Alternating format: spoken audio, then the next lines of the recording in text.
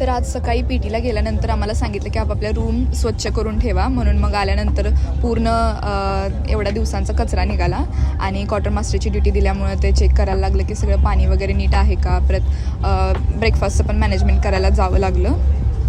Quarter master मी असल्यामुळे मलाच choose करायचं होतं की ब्रेकफास्टला काय असेल, डिनरला काय असेल, लंचला काय असेल वगैरे. तर मी आज आलू पराठे सांगितले होते.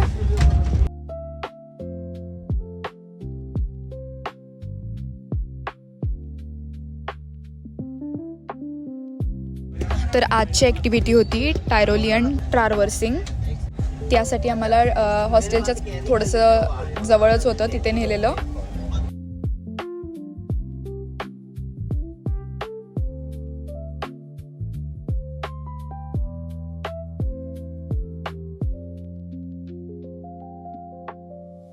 मग हे आम्हाला सर थोडंसं इन्फॉर्मेशन सांगत होते, प्लस सगळा सेटअप पण लावत होते.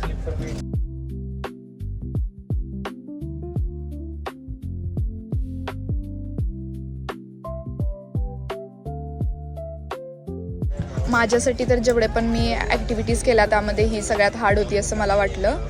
आणि हे खूपच उंच होतं, हाईटच पुरत नव्हती. नंतर मग कसं तरी ट्राय केलं आणि मग झालं.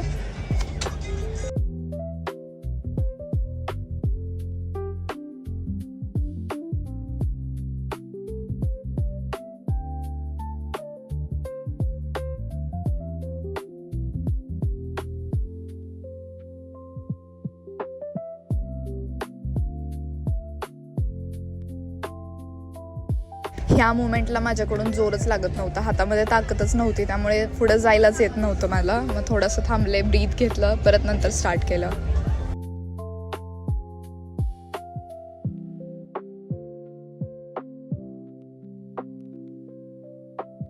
ते झाल्यानंतर मग आम्ही परत हॉस्टेलवर गेलो आणि नंतर लंचसाठी तयार झालो.